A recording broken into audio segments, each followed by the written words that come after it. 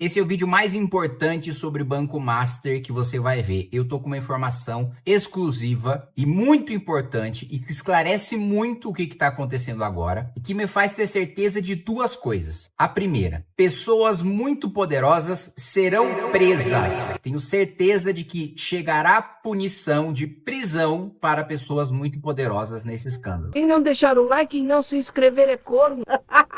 O que afasta a desesperança de tudo acabar em pizza. Depois dessa informação, eu tô com a certeza de que não vai acabar em pizza. Agora, a informação ruim, a segunda informação, é que não serão todos os principais envolvidos que serão presos, que serão punidos. Eu vou explicar isso mais uma vez. Eu peço que você fique até o final. Isso não saiu em nenhum lugar. É a primeira vez que vocês vão escutar. Não está na imprensa, ninguém falou. É uma informação que eu obtive, que eu vou compartilhar aqui com vocês. Aliás, isso é uma coisa que eu sinto falta de outros parlamentares, né? De explicar o que acontece nos bastidores. Porque as pessoas só entendem aquilo que está na superfície, aquilo que está na imprensa, aquilo que os políticos falam publicamente. Mas vamos lá. Saiu, né, a notícia de que o Toffoli, né, está sendo acusado pelos seus colegas, ministro do Supremo, de ter gravado uma conversa, a conversa que tomou a decisão de afastá-lo da relatoria. E por que que essas suspeitas recaem sobre ele? Saiu uma matéria no Poder 360 em que falas exatas, precisas, com as próprias palavras que eles utilizaram na reunião, vazaram, falas completas. Ninguém tem memória para se lembrar exatamente o que cada pessoa falou com cada palavra que aquela pessoa falou numa reunião. Óbvio que alguém gravou a reunião.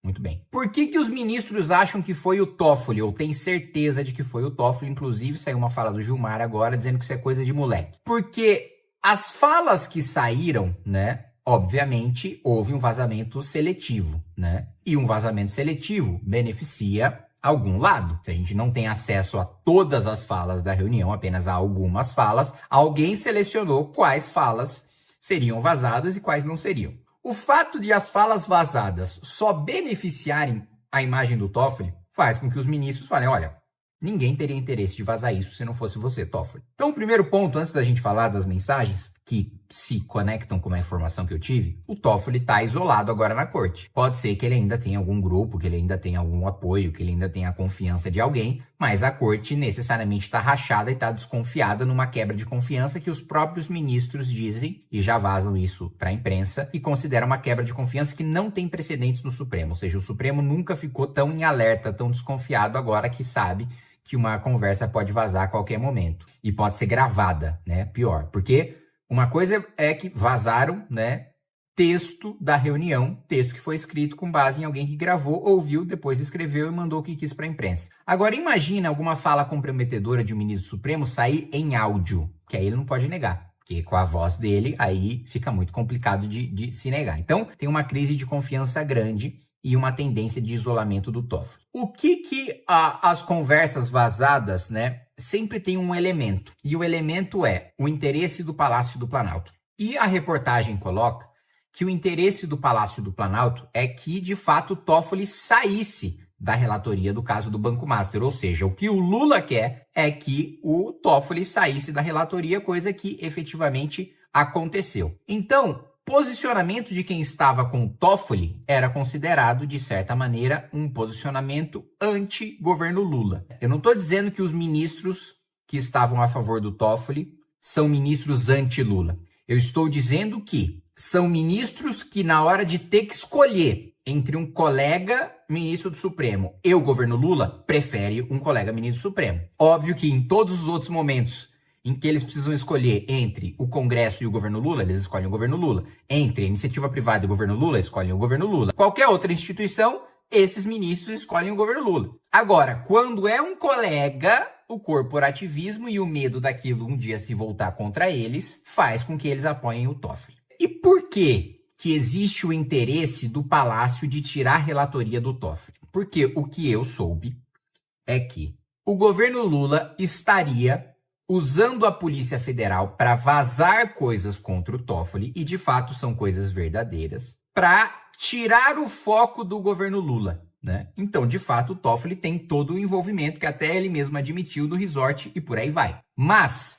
o governo Lula tá vazando essas coisas para tirar completamente o foco da participação do Lula e de duas figuras especiais ali. Um do líder do governo, o senador Jacques Wagner, e dois do principal ministro do Lula, que é a Casa Civil, o ministro Rui Costa. Então, para tirar o foco do Lula, o governo estaria vazando coisas para queimar o Toffoli. O Toffoli, então, sabendo do que estava acontecendo, estava puto e iria, então, colocar o inquérito do Banco Master com seus canhões contra o governo Lula. Então, o governo Lula, percebendo que o desgaste contra o Toffoli não fez o Toffoli recuar, pelo contrário, fez ele dobrar a aposta e, inclusive, deixar claro em recados para o governo de que ele iria para cima do governo, o governo ficou com medo.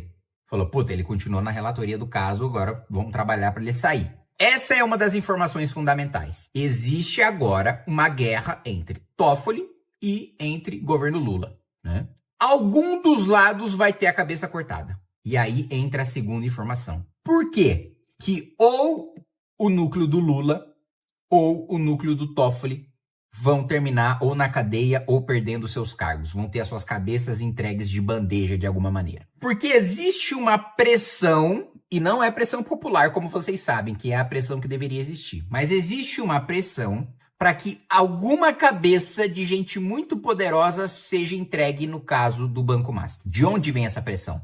Dos grandes bancos. Porque os grandes bancos, eles nos roubam com juros extorsivos, mas nos roubam dentro da lei. Eles fazem lobby no Banco Central, no Palácio do Planalto e no Congresso Nacional para terem leis que protegem o seu oligopólio. E aí eles têm os seus lucros, né, com base no roubo bilionário de juros extorsivos que são cobrados de nós, meros mortais. Aí entra o Vorcaro.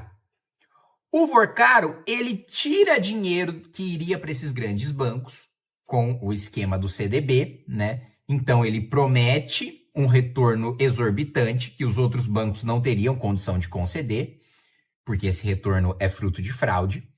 E aí, portanto, tira dinheiro tira bilhões de reais que iriam para os bancos tradicionais.